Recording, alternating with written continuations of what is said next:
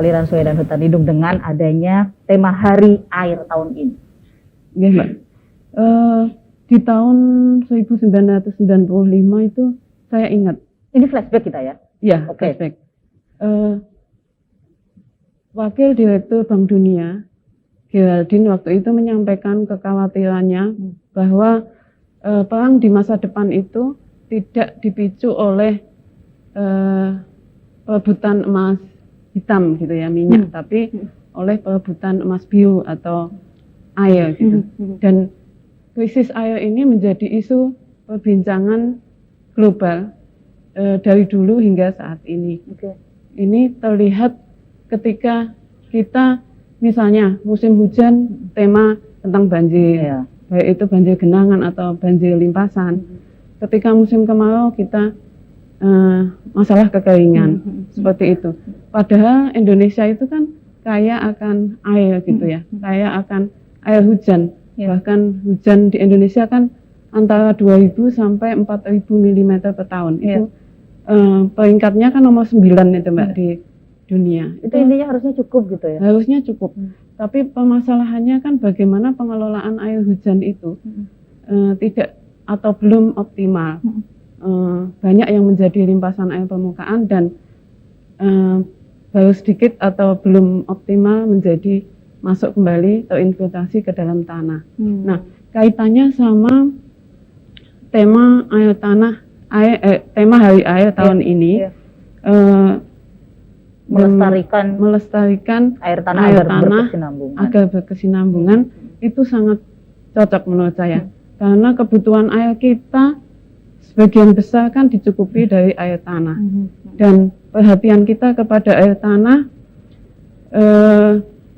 selama ini belum begitu belum banyak kita kita angkat gitu ya, permasalahan air tanah dan ketersediaannya yang berada jauh di dalam tanah itu di sela-sela batuan itu yang bagus ketika kita mengusung tema air, tema air tanah ini.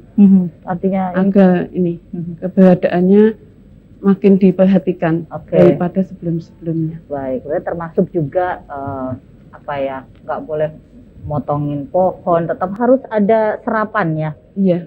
Iya, Mbak. Kalau untuk memanen air hujan sendiri itu bisa salah satu cara nggak sih? Itu salah satu cara untuk memanfaatkan air hujan itu agar tidak banyak melimpas tapi kembali lagi masuk terinfiltrasi ke dalam tanah. Supaya tidak ada banjir dan segala macam itu tadi ya. Baik, saya ke Pak Dosen dulu nih, Pak Dosen. Kita ngomongin soal mantap, Pak Dosen. Melestarikan air tanah agar berkesinambungan. Kalau pandangan dari Pak Dosen sendiri seperti apa dari segi keilmuan? Gini dulu, saya kembali lagi ke Hari Air tadi ya. Boleh ya? Boleh, monggo. Jadi tahun ini yang ke-30. Itu temanya air tanah gitu ya. Tapi kalau menurut pandangan saya itu terlambat. Kenapa? Kenapa tema air tanah baru sekarang? Gitu. Tadi sudah disampaikan Bu Ratna. Permasalahan air tanah itu kan sudah lama gitu ya. Kalau kita lihat jumlah air tanah yang terbanyak, pemanfaatan yang terbanyak, masalahnya paling banyak dengan air tanah. Dan itu sudah disadari di dunia loh. Dari 95 tadi ya, Pak Dosen ya? Dan itu sudah lama, artinya permasalahan itu di dunia itu semuanya sama, air tanah. Tapi kok baru Hari Air yang ke-30 baru dibuat tema. Kalau menurut perhitungan saya itu seharusnya 20 tahun yang lalu. Tema air tanah itu 20 tahun yang lalu, bukan sekarang.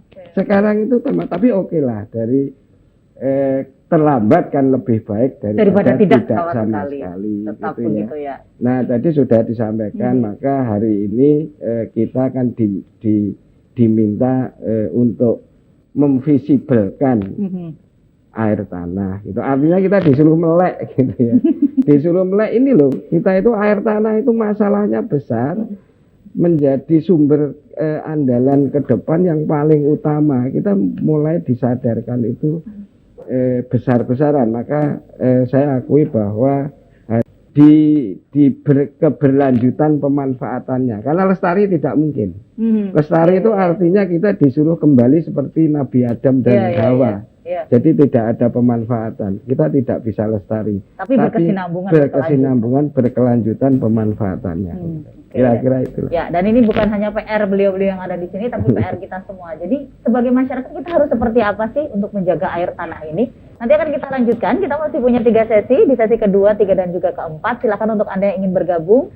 Kami buka kesempatan di 451-777. Kami akan segera kembali sesaat lagi. Tetap bersama kami dalam bincang hari ini.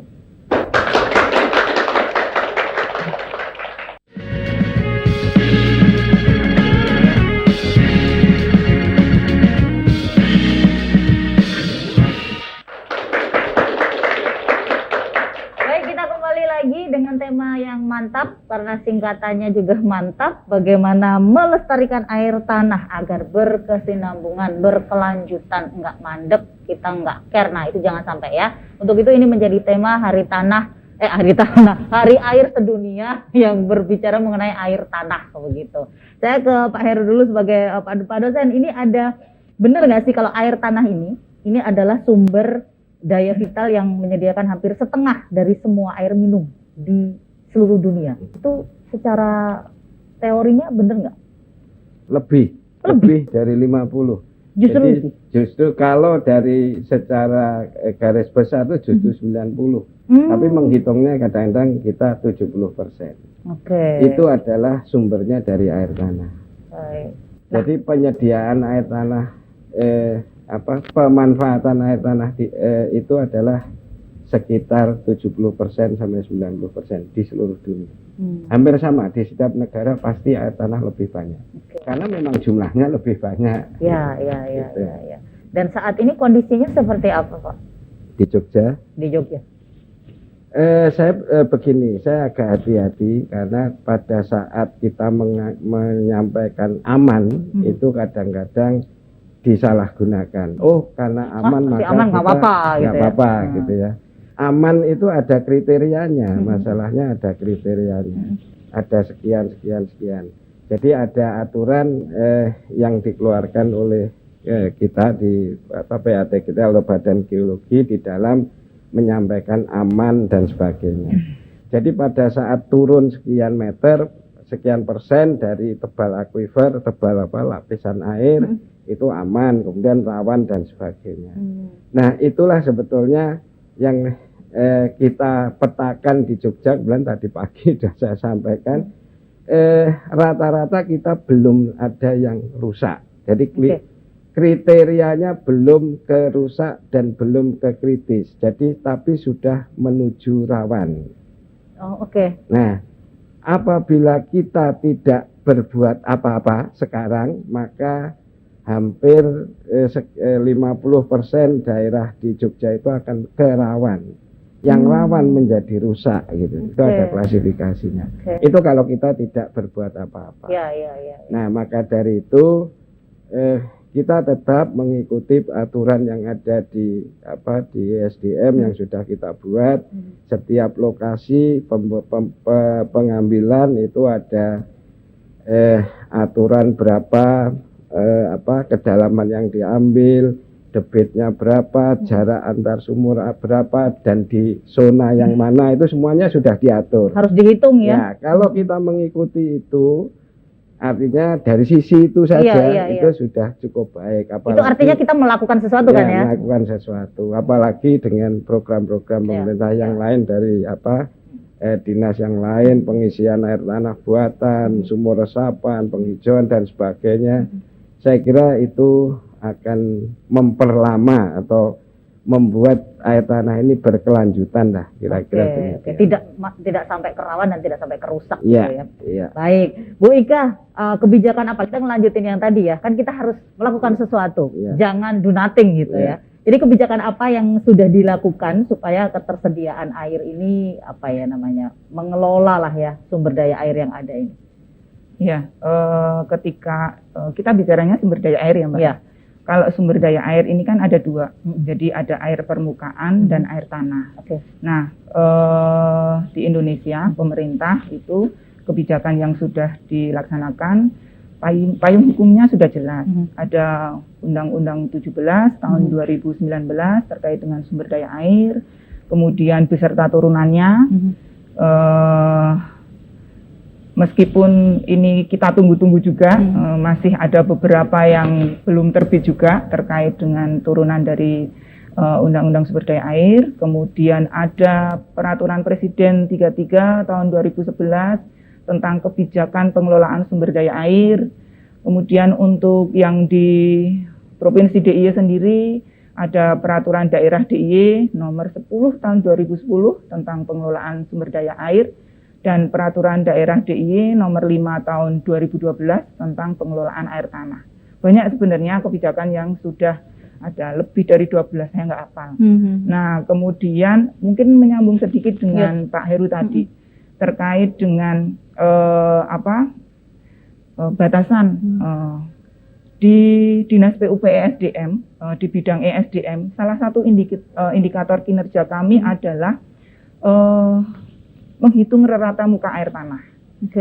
Jadi ini salah satu parameter ya Pak Heru, salah satu parameter apakah air tanah yang dimanfaatkan, yang digunakan di Jogja itu masih aman. Dan dari data yang ada sampai dengan 2021 ini, rata muka air tanah di Jogja itu masih kurang dari 20%. Berarti gimana nih? Hitungannya gimana? Untuk masyarakat awam nih, supaya mereka paham nih. Jadi batasannya ketika lebih dari 20%, nah warning yang tadi disampaikan Pak Heru, ini harus, ini jaga-jaga ini. Harus melakukan sesuatu nih. Harus mulai ke rawan nih, mulai ke kritis nih. Nah, ketika rata muka air tanahnya masih di bawah 20%, bukan berarti kita harus senang, tetapi berjaga juga, tetapi alhamdulillah sampai hari ini masih berada di bawah 20% rata muka air tanahnya. Dan ini sebenarnya juga kerjasama dari teman-teman semua, dari masyarakat, meskipun masih perlu banyak ditingkatkan. Tapi pernah nggak sampai di atas 20%? Belum pernah. Belum pernah, ya, alhamdulillah ya. Dan jangan sampai. Jangan sampai. Iya. Sebenarnya upaya-upayanya apa saja sih Bu Ika? Bisa sampai 20 ini tidak pernah terlampaui gitu? Ya, kalau kita bicara air tanah, sebenarnya ada banyak upaya-upaya yang kita lakukan. Karena di air tanah itu kebijakannya ada konservasi air tanah, kemudian ada pendayagunaan air tanah, kemudian ada juga untuk menanggulangi daya rusak air tanah, kemudian peran serta masyarakat juga. Nah, di dalam situ sebenarnya kita di air tanah itu ada perizinan air tanah. Jadi setiap usaha yang menggunakan air tanah itu harus berizin. Nah, ini nanti sudah melingkupi bagaimana konservasi di situ, pendayagunaan air tanah di situ, daya rusak air tanahnya di situ juga ditekan. Di samping juga yang lain, masyarakat yang lain, adanya sumur resapan, kemudian adanya biopori, itu juga sangat membantu agar rata air tanahnya tidak sampai 20%. Kemudian juga tadi Pak Heru sudah menyinggung sedikit tentang kita dalam menerbitkan izin air tanah itu berdasarkan zona pengambilan air tanah.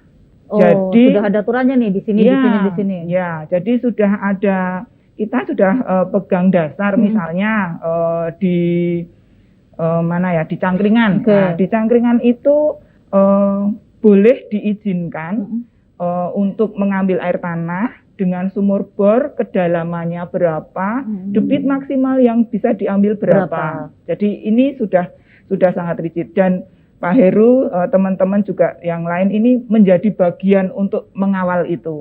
Nah, ini juga menjadi tugas dari DPUP ESDM. Itu salah satu upayanya. Nah, ini kalau dari Balai Pengelolaan Daerah Aliran Sungai, ini bukan ngomongin air tanah ya, yang ada di atas kelihatan kan kalau sungai ya. Itu upaya-upayanya apa aja, Bu? Yang paling efektif kira-kira untuk penyelamatan air tanah seperti apa kalau dari BPDAS? Ya, kalau penyelamatan air tanah itu kan merupakan proses jangka panjang ya Mbak ya. Jangka panjang yang membutuhkan keterlibatan banyak pihak. Agar untuk itulah maka kita butuh program kerja gitu ya. Dan upaya-upaya yang kami lakukan itu dilakukan baik secara vegetatif ataupun sipil teknis selama ini. sudah banyak yang kita lakukan, terutama dulu di bagian-bagian hulu das, Mbak. Oke. Ya, Ini untuk secara vegetatifnya. secara vegetatif kami melakukan upaya-upaya seperti reboisasi, seperti agroforestry, seperti pembagian bibit gitu, Oke. penyediaan bibit untuk masyarakat. Untuk kegiatan-kegiatan sipil teknis kami melakukan kegiatan pembuatan bangunan-bangunan konservasi tanah dan air seperti galeplak, dam penahan, sumur resapan, biopoi, seperti itu. Dan di akhir-akhir tahun ini kami melakukan kegiatan IPAH dan pembuatan model pembangunan kampung ramah air, Mbak. Oke, untuk IPAH ini sendiri seperti apa? IPAH ini adalah suatu instalasi yang ditujukan untuk menampung air hujan yang jatuh agar bisa dimanfaatkan semaksimal mungkin, Kalau sekarang tidak langsung. Iya, kalau anak-anak muda sekarang kan sedang pada ribut panen air hujan nih. Nah, ya Mbak. Itu agar bisa dimanfaatkan semaksimal mungkin, dan kelebihannya nanti disalurkan melalui sumur resapan. Jadi menambah imbuhan air tanah. Seperti konsep konservasi air sendiri, jadi tujuannya adalah meminimalkan air yang menjadi limpasan. Gitu ya. Ya. Nah, yang tadi sempat disinggung di hulu das sendiri seperti apa? Di hulu das kami terutama untuk das-das kritis, karena kita kan tahu bahwa pendanaan pemerintah itu sangat terbatas ya untuk pengelolaan das. Jadi kami memilih das-das prioritas. Itu kami lakukan kegiatan misalnya pembangunan sumur resapan gitu. Tujuannya yaitu untuk menambah imbuhan air tanah. Tapi itu tidak dilakukan sendiri sama teman-teman di BP Das ya. Masyarakat ininya seperti apa? Antusiasmenya? Kami bersama masyarakat membangun itu, bangunan-bangunan konservasi itu. Tapi sebetulnya tujuan utamanya adalah untuk penyadaran kepada masyarakat, untuk edukasi lah. Karena kan kalau dibandingkan dengan banyaknya das kritis itu tidak seberapa jumlah itu.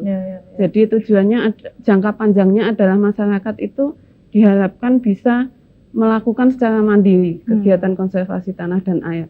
Tidak selesai ketika proyek selesai, maka sudah. Padahal masyarakat sebetulnya tahu gitu kan manfaat dari bangunan-bangunan ini konservasi air tersebut. Dan bisa diusahakan untuk dilakukan secara mandiri secara ya. swadaya, ataupun sebetulnya bisa lah dilakukan urun daya gitu ya, dengan kolaborasi dengan banyak pihak. Iya betul. Ya nulis proposal lah untuk disampaikan kepada OPD-OPD terkait itu bisa ya. Artinya masyarakat diajarin, setelah itu monggo kalau misalnya mau melakukan sendiri siap mendampingi pastinya teman-teman begitu ya. Oke, nanti akan kita lanjutkan lagi, kita masih punya 2 sesi dan saya juga nanti akan buka pertanyaan untuk teman-teman yang ada di studio. Pastikan Anda tetap bersama kami pemirsa. Kami kembali sesaat lagi setelah jeda berikut.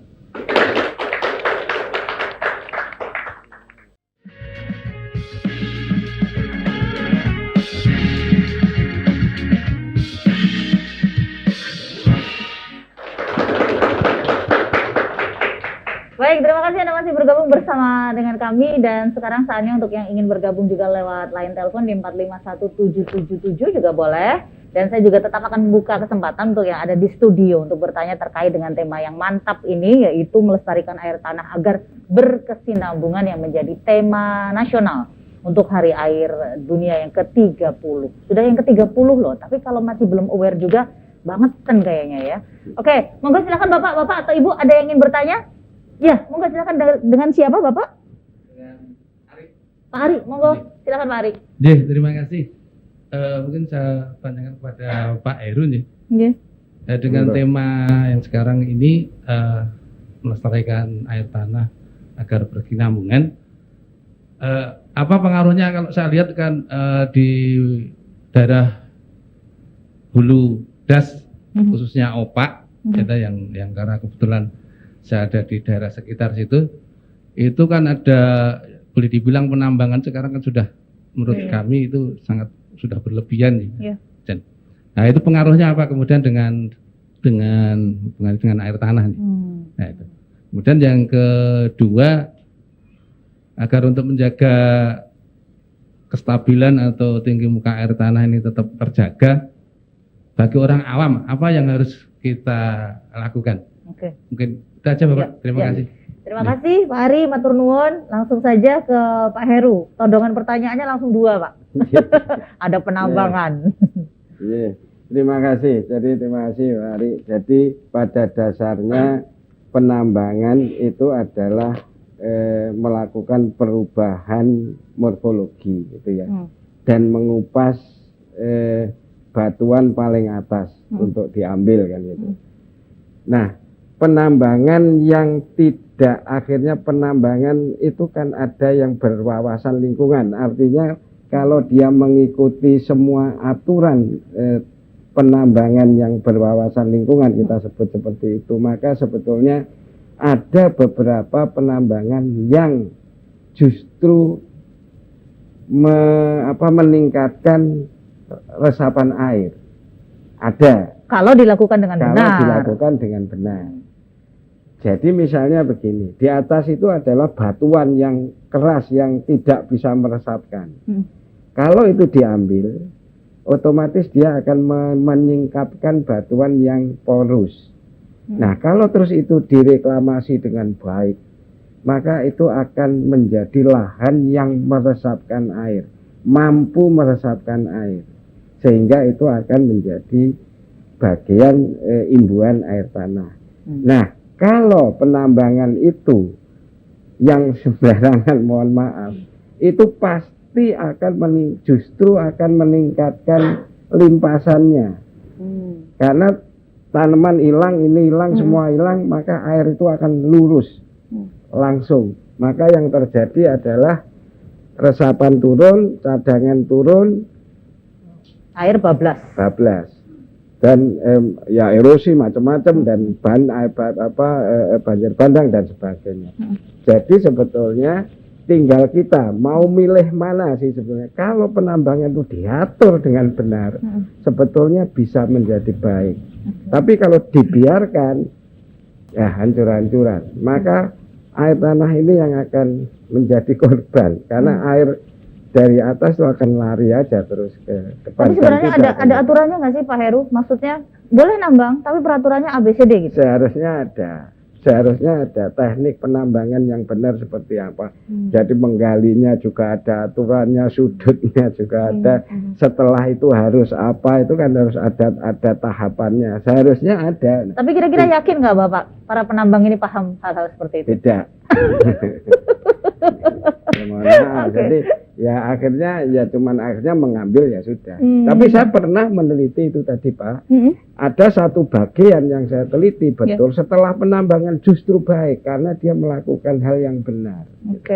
Jadi sebetulnya ini justru seharusnya dikelola menjadi baik, sehingga yang tadinya tidak bisa meresap, ya tidak meresap dan nggak karu-karuan atau belukar yang nggak dipakai, kita manfaatkan, direklamasi menjadi bagus, menjadi daerah resapan yang bagus ya. Nah, kita tergantung itu saja.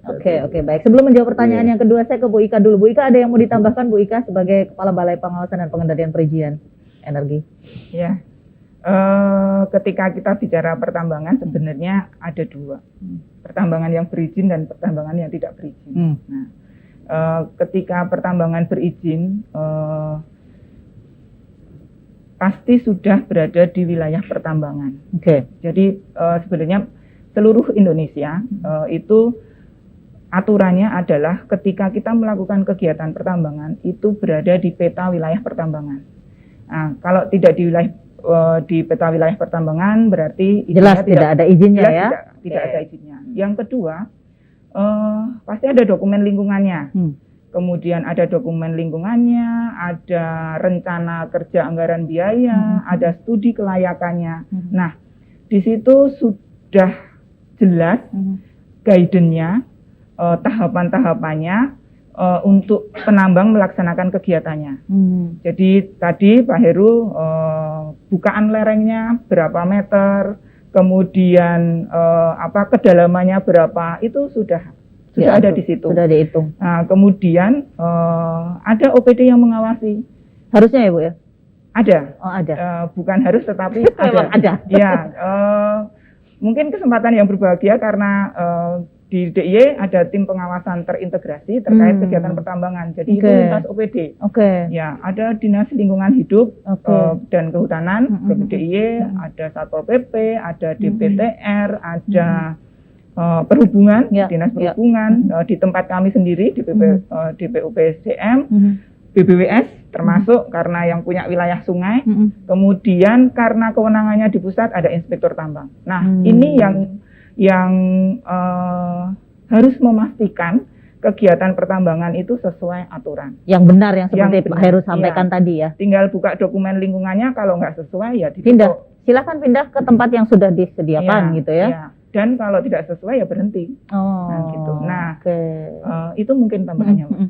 Baik, kalau dari Bu Ratna sendiri, dari Balai Pengelolaan Daerah Aliran Sungai, yang sering ditambang sungainya, gimana Bu? Kalau masalah pertambangan di wilayah DAS, kami tidak diizinkan. Tidak diizinkan. Oh, harusnya tidak diizinkan ya? Iya. Berarti ini peran masyarakat seperti apa harusnya? Lapornya kemana? Harus bagaimana mereka? Kami tidak mengurusi masalah tambang sih. Oke. Iya. Kami melakukan konservasi dan rehabilitasi hutan lahan. Tapi kemarin kami diajak bersama-sama teman-teman di LHK, teman-teman PUPR itu untuk melakukan peninjauan lokasi tambang yang ada di Cangkringan, Pak. Di sana rencananya nanti akan diadakan revegetasi. Jadi nanti akan diratakan dulu seperti itu untuk persiapan tanam, dan itu butuh waktu gitu ya.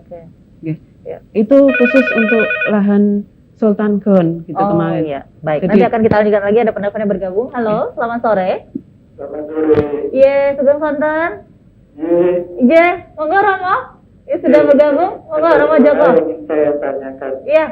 Misalnya di perkotaan ya seperti kota Yogyakarta ini, apakah dimungkinkan 2 gedung, misalnya hotel yang jejer gitu ya, apakah bisa kedua-duanya itu memiliki izin tentang air dalam, sehingga apakah tidak perlu adanya lahan penangkapan atau catchment area yang dibutuhkan.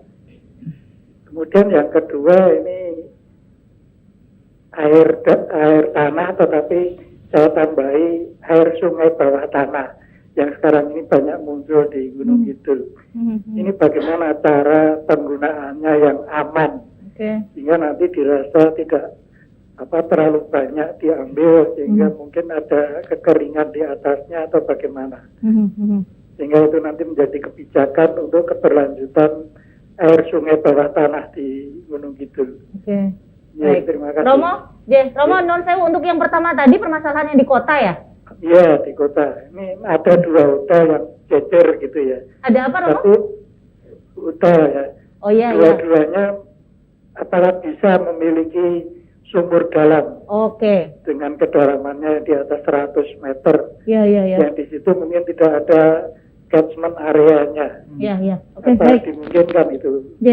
Ya, terima kasih. Matur nuwun, Romo Joko di Prambanan ya, sudah bergabung dengan kami. Sebelum kita jawab pertanyaan Romo Joko, saya mau ke pertanyaannya Pak Ari tadi yang terkait dengan upaya-upaya masyarakat secara, ini masyarakat umum ya, supaya mereka paham gimana caranya menjaga air tanah. Saya ke Pak Heru dulu, seperti apa Pak upayanya masyarakat awam? Ya, saya kira itu sudah sering kita diskusikan bersama ya. Paling gampang kan sumur resapan gitu, yang paling yang paling familiar ya. Hanya saya ini kadang-kadang mengkritik desain sumur resapan. Harusnya seperti apa? Nah, sumur resapan yang mohon maaf, yang selama ini kita anut itu kan seperti itu, yang sebetulnya itu kurang efektif dalam arti long life-nya. Jadi misalnya begini, kita buat setelah itu setahun 2 tahun sebetulnya itu tidak efektif. Tidak berfungsi maksimal gitu ya. Karena tidak bisa dibersihkan. Kesulitan di dalam membersihkan. Terus sumur resapan itu tetap harus dibersihkan Karena itu tetap pemikiran masyarakat udah bikin ya udah gitu. Ya. Jadi banyak sekali sumur resapan yang kita bangun sebetulnya itu efektif dalam waktu setahun, 2 tahun, maksimum 3 tahun. Setelah itu efektivitasnya turun sampai 50%, lebih dari 50%. Ini yang disayangkan sebetulnya. Sebetulnya kenapa kita tidak membuat sebuah, memang ini sudah ada SNI-nya ya, kita sudah ikuti itu gitu ya. Tapi salah satu kelemahan dari sumur resapan yang ada sekarang itu tidak bisa dibersihkan, susah membersihkan. Setelah dibangun ya sudah. Padahal sumur resapan itu perlu perawatan, sehingga ada satu desain yang sumur resapan itu harus dibersihkan, dirawat. Dirawat gitu. ya. Mungkin itu ya Pak Ari ya. Saya kira hal yang paling sederhana itulah ya, paling sederhana untuk menaikkan, dan juga adalah lokasi. Banyak sekali saya mengkritik membuat sumur resapan yang salah lokasi. Salah lokasi itu artinya begini, di mana daerah itu tidak bisa meresapkan. Banyak sekali sumur resapan yang dibuat di lokasi-lokasi yang dia tidak bisa meresapkan.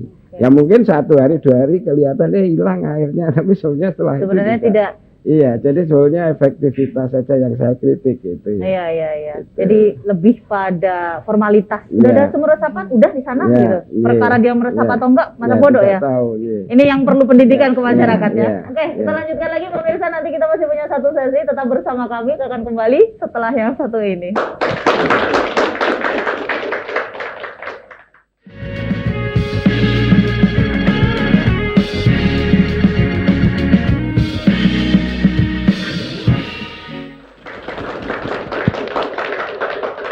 Baik, masih dengan tema kita mantap, yaitu melestarikan air tanah agar berkesinambungan, yang tidak hanya menjadi PR dari rekan-rekan yang ada di sini, narasumber di sini, tapi kita semua. Nanti kita akan bahas lagi upaya-upaya apa yang bisa Anda lakukan. Kecil aja tapi bermanfaat dan berkesinambungan begitu ya. Kita akan bahas apa yang sudah ditanyakan oleh Romo Joko tadi sebelum break, adalah terkait dengan yang di kota. Wah, di kota ini sudah nggak ada social distancingnya ya, dempet-dempetan, jajar-jajaran. Bu Ika gimana Bu Ika dengan adanya sumur dalam? Boleh nggak sih? Oke, boleh, tetapi dengan aturan. Jadi setiap usaha itu apabila menggunakan air tanah itu ada namanya izin pengusahaan air tanah. Kemudian aturannya sudah jelas, nanti ada volume maksimal yang bisa diambil. Kita lihat yang pertama MOU-nya dengan PDAM, harus ada MOU dengan PDAM Mbak Fira. Kalau nggak ada, kita nanti tidak bisa menerbitkan izinnya. Kalau misalnya di MOU PDAM sudah bersedia 100% untuk memberikan airnya, berarti tidak perlu air tanah otomatis. Nah, itu makanya MOU dibutuhkan itu, dan itu salah satu kenapa kita melaksanakan amanat Undang-Undang 17 tahun 2019 bahwa yang utama prioritas yang kita gunakan itu air permukaan, baru air tanah. Kemudian ketika sudah berizin nanti ada kewajiban pengusaha untuk melaksanakan konservasi air tanah. Salah satunya dengan pembuatan sumur resapan. Nah, tadi kalau tidak salah Pak Joko, ini ada 2 hotel, dua-duanya pakai sumur dalam, tetapi nggak punya catchment area, kan gitu. Nah, kewajiban untuk sumur resapan itu untuk setiap pengambilan 15 meter kubik, nah itu 1 sumur resapan. Nah, nanti tinggal mengalihkan. Apabila hotel itu dalam pengambilannya 30 meter kubik, berarti ya 2 sumur resapan. Sumur resapannya di mana? Monggo, silahkan. Kalau misalnya catchment area-nya tidak ada di lingkup hotel, berarti bisa di luar. Jadi tidak harus di lingkup hotel. Di lingkup hotel itu. Nah, yang utama tadi untuk nanti kemudian sumur dalamnya seperti apa, harus ada MOU dulu dengan PDAM. Jadi kalau PDAM bersedia, harapan kami PDAM itu malah bersedia 100%. Jadi biar air tanah itu tidak menjadi kebutuhan pokok air yang untuk masyarakat. Kan prioritas yang ada di atas dulu ya. Betul, iya. Baik. Nah, mengenai pertanyaan yang kedua tadi, sungai bawah tanah, mau menambahkan dulu atau? Kalau sungai bawah tanah jelas pengusahaannya tidak bisa melakukan pengeboran karena pasti teknologinya itu tidak bisa. Tetapi kita tahu di DIY ini ada teknologi, kita sudah mengusahakan, kita lihat hasilnya di Bribin Seropan di Kabupaten Gunung Kidul. Nah itu PDAM di Gunung Kidul kan sudah pakai Bribin Seropan untuk aliran wilayah sebagian Kabupaten Gunung Kidul. Nah itu salah satu cara pemanfaatan sungai bawah tanah. Oke, baik. Begitu Pak Joko, terima kasih untuk pertanyaannya. Saya ke Pak Heru dulu untuk menambah apa yang disampaikan Bu Ika tadi. Seperti apa Pak kemungkinan sumur dalam di kota? Mungkin menambahkan dari sisi keilmuannya nih kalau Pak Heru. Iya, jadi begini. Tadi sudah jelas ya, aturannya sudah jelas. Dari sisi keilmuannya sebenarnya kemarin sudah kita buat setiap kecamatan di Jogja itu sudah kita buat jarak antar sumurnya. Jadi sebetulnya setiap sumur itu harus ada jarak minimumnya. Sumur dalam terutama. Karena setiap sumur itu akan menurunkan muka air tanah. Kalau itu berdampingan maka penurunannya akan 2 kali, akan saling motong-motong. Sehingga ada jarak minimum. Nah sehingga jarak minimum itu menjadi salah satu acuan di dalam perizinan. Dia harus sekian. Jadi sebetulnya kalau terlalu dempet-dempet, terlalu itu akhirnya sebenarnya merugikan dirinya sendiri. Karena itu saling ambil. Kalau dia mempunyai 2 tapi berdekatan, maka dia sendiri ya sebetulnya sumur ini akan ngambil ini, ngambil ini. Dan pengaruhnya ke sekitarnya akan menjadi lebih besar ke tetangganya. Sehingga ini tetap diatur sebetulnya. Tidak boleh berdempetan seenaknya sendiri, tetap. Dan aturannya sudah ada ya, tinggal memenuhi itu aja udah beres lah. Karena aturan yang dibuat itu dasarnya tetap teknis. Oke, baik. Mengenai sungai bawah tanah, ada yang mau ditambahkan Pak Heru? Sungai bawah tanah sebenarnya Gunung Kidul itu kan kandungan air tanahnya sangat melimpah, tapi karena kondisinya di bawah tadi sudah disampaikan, pengambilannya yang perlu teknologi sehingga itu menjadi mahal sebenarnya. Itu saja. Kalau kandungannya sebenarnya sangat besar bisa. Sebenarnya bisa dimanfaatkan ya. Kendalanya lebih itu. Oke, baik. Jadi lebih terkendala. Saya ke Bu Ratna dulu. Bu Ratna, ada pesan atau hal penting yang ingin disampaikan ke masyarakat terkait dengan Balai Pengelolaan Daerah Aliran Sungai? Terkait dengan tema hari ini, kalau saya ini bagaimana kita memanfaatkan air hujan yang ada itu agar dimanfaatkan semaksimal mungkin sebelum penggunaan air tanah gitu. Jadi mengupayakan air permukaan dulu, meminimalkan penggunaan air tanah karena sebenarnya kan untuk memberikan imbuhan ke dalam air tanah itu dibutuhkan waktu yang sangat lama. Maka cintailah air itu aja.